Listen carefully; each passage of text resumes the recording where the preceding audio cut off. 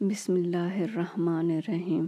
شروع اللہ کے نام سے جو بڑا مہربان نہایت رحم والا ہے۔ دوستو، آج ہم سورہ بقرہ کی آیت نمبر 3 کی تفسیر کریں گے۔ اس آیت میں مومن کی 3 نشانیاں بیان کی گئی ہیں۔ ایک نشانی غیب پر ایمان لانا ہے جو ہم نے پارٹ 1 میں بیان کیا ہے۔ دوسری نشانی نماز قائم کرنا ہے۔ اس نماز کو سمجھنے کے لیے ہم نے پارٹ 2 میں عبادت کیا ہے اس کا بیان دیا ہے۔ اب پارٹ 3 میں ہم عبادت کو سمجھنے کے لیے رہبانیت کا بھی جائزہ لیں گے کہ اسلام میں اس کا کیا مقام ہے، اسلام کی عبادات میں اس کا کوئی تعلق ہے یا نہیں۔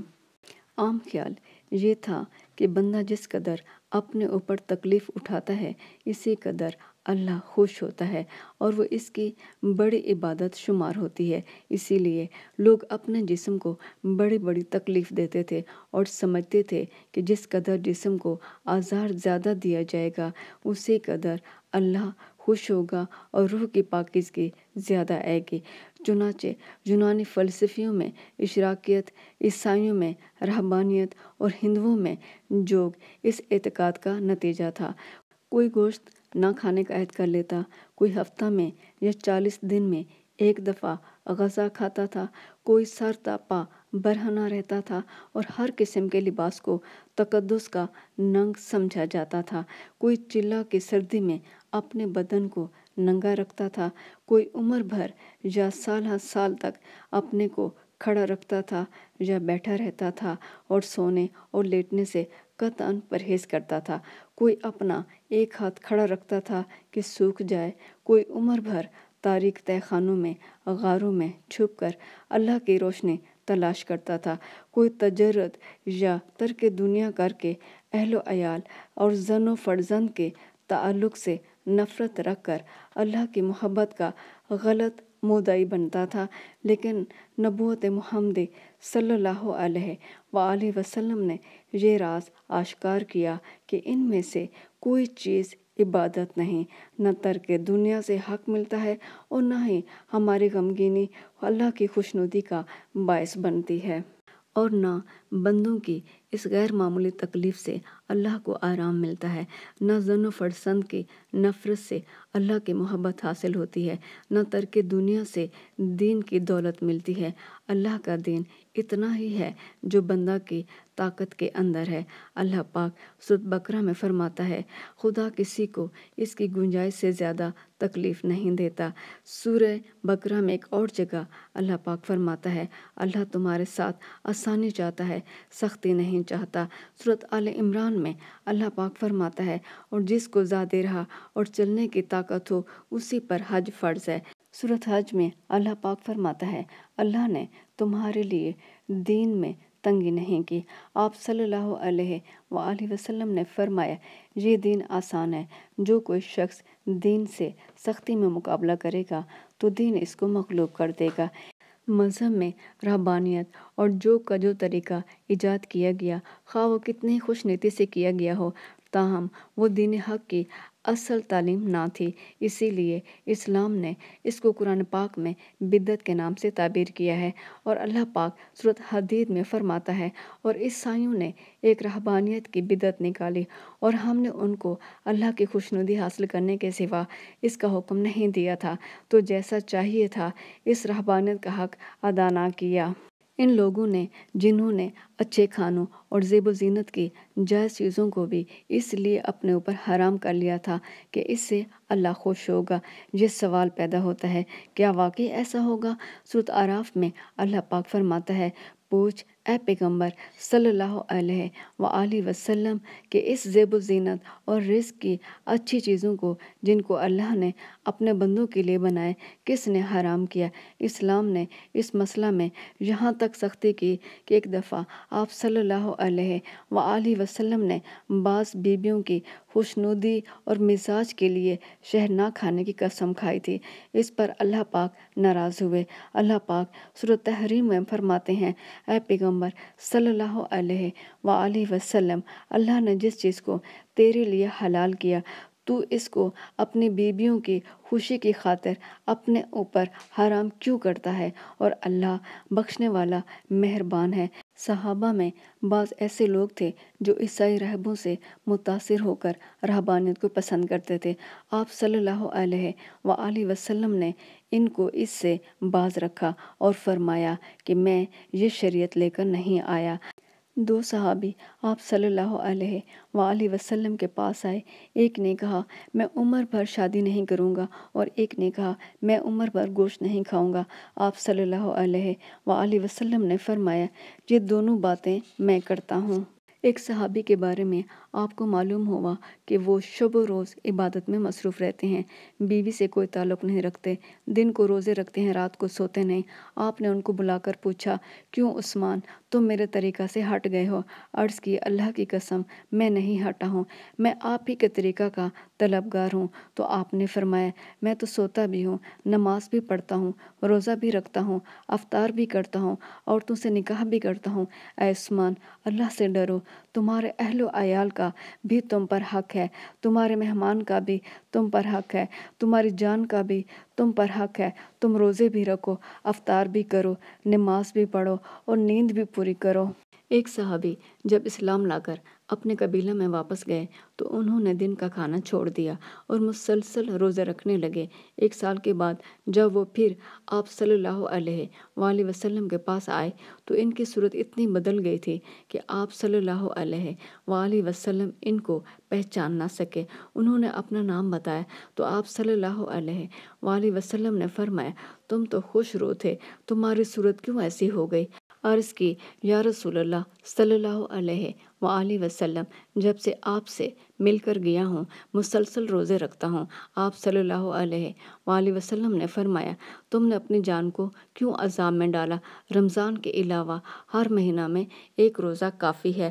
اس صحابی نے کہا یا رسول اللہ میں اس سے بھی زیادہ کی طاقت رکھتا ہوں۔ تو آپ صلی اللہ علیہ وآلہ وسلم نے فرمایا مہینہ میں 2 روزے رکھ لو۔ اس صحابی نے عرض کیا یا رسول اللہ مجھے اس سے بھی زیادہ روزوں کی اجازت دیں۔ تو آپ صلی اللہ علیہ وآلہ وسلم نے فرمایا مہینے میں 3 روزے رکھ لو۔ اس صحابی نے پھر اضافہ کی اجازت مانگی تو آپ صلی اللہ علیہ وآلہ وسلم نے فرمایا ماہ حرام کے روزوں کی اجازت ہے۔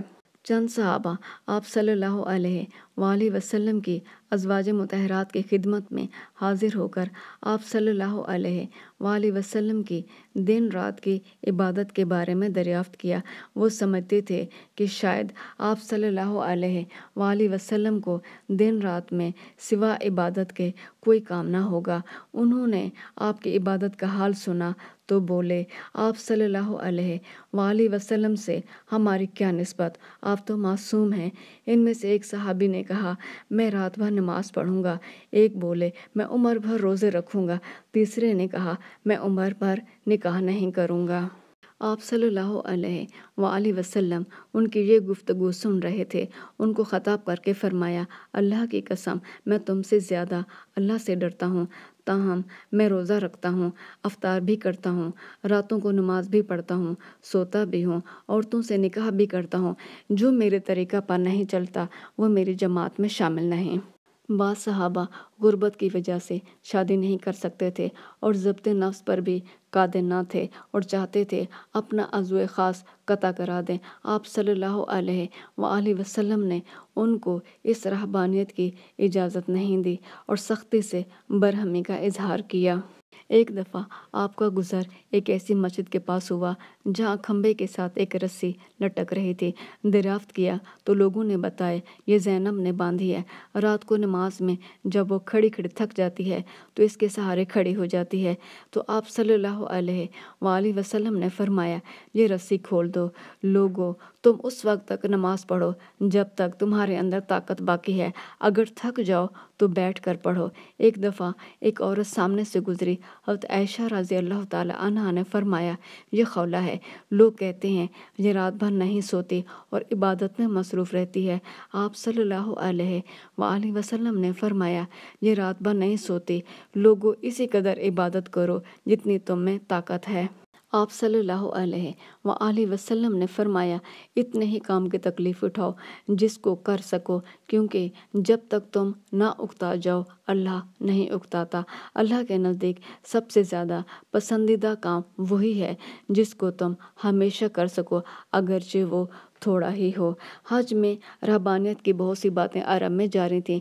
بعض حاجی یہ عہد کر لیتے تھے کہ وہ اس سفر میں زبان سے کچھ نہ بولیں گے، یا سواری کی استطاعت کے باوجود پیادہ سفر کریں گے اور کسی سواری پر نہ چڑھیں گے، یا اس سفر میں کسی سایہ کے بغیر دھوپ ہی میں چلیں گے۔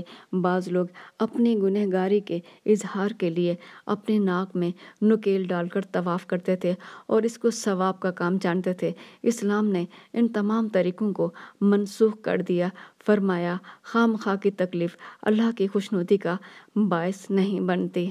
اسی طرح آپ صلی اللہ علیہ وآلہ وسلم نے ایک اور شخص کو دیکھا کہ قربانی کے اونٹ کے ساتھ ہونے کے باوجود پیدل چل رہا ہے۔ آپ صلی اللہ علیہ وآلہ وسلم نے اس کو سوار ہونے کا حکم دیا۔ اس نے معذرت کی کہ یہ اونٹ قربانی کا ہے۔ آپ صلی اللہ علیہ وآلہ وسلم نے فرمایا میں یہ جانتا ہوں کہ یہ قربانی کا جانور ہے، لیکن تم اس پر سوار ہو جاؤ۔ ایک دفعہ حج کے سفر میں آپ صلی اللہ علیہ وآلہ وسلم نے ایک بوڑھے کو دیکھا جو خود چل نہیں سکتا تھا اور اس کے بیٹے اس کو دونوں طرف سے پکڑ کر چلا رہے تھے۔ آپ صلی اللہ علیہ وآلہ وسلم نے دریافت فرمایا تو معلوم ہوا کہ اس نے پیدل حج کرنے کی نیت کی ہے۔ فرمایا اللہ کو اس کی حاجت نہیں کہ یہ اپنی جان کو اس طرح عذاب میں ڈالے، اس کو سوار کرا دو۔ ایک دفعہ آپ صلی اللہ علیہ وآلہ وسلم خطبہ دے رہے تھے، دیکھا ایک شخص چلچلاتی ہوئی دھوپ میں ننگے سر کھڑا ہے۔ آپ نے پوچھا کہ یہ کون شخص ہے اور اس کی یہ حالت کیوں ہے؟ لوگوں نے بتایا اس کا نام ابو اسرائیل ہے، اس نے نظر مانی ہے کہ وہ کھڑا رہے گا، بیٹھے گا نہیں، اور نہ سایہ میں آرام کرے گا، نہ بات کرے گا، اور برابر روزے رکھے گا۔ آپ صلی اللہ علیہ وآلہ وسلم نے فرمایا کہ اس سے کہو باتیں کرے، بیٹھے، سایہ میں آرام کرے اور اپنا روزہ پورا کرے۔ حج کے موقع پر آپ صلی اللہ علیہ وآلہ وسلم نے ایک شخص کو دیکھا جس نے اپنے ناک میں نکیل ڈالی ہوئی ہے اور دوسرا اس کو جانوروں کی طرح اس طرح پکڑ کر کھینچ رہا ہے۔ آپ نے جا کر نکیل کاٹ دی اور فرمایا اگر ضرورت ہو تو ہاتھ پکڑ کر اس کو طواف کراؤ۔ اس قسم کی غیر ضروری ریاستوں کے متعلق عیسائی راہبوں کی ناگفتہ با حالت دکھا کر آپ صلی اللہ علیہ وآلہ وسلم نے فرمایا اپنی جانوں پر سختی نہ کرو کہ تم سے پہلے قومیں اپنی جانوں پر سختی کرنے سے تباہ ہوئیں اور ان کی بقایا نسلیں آج بھی گرجوں اور دیروں میں تم کو ملیں گی۔ آپ صلی اللہ علیہ وآلہ وسلم نے عبادت کے ان تمام غلط راہبانہ طریقوں کا اپنے ایک مختصر فقرہ سے ہمیشہ کے لیے خاتمہ کر دیا۔ آپ صلی اللہ علیہ وآلہ وسلم نے فرمایا اسلام میں رہبانیت نہیں ہے۔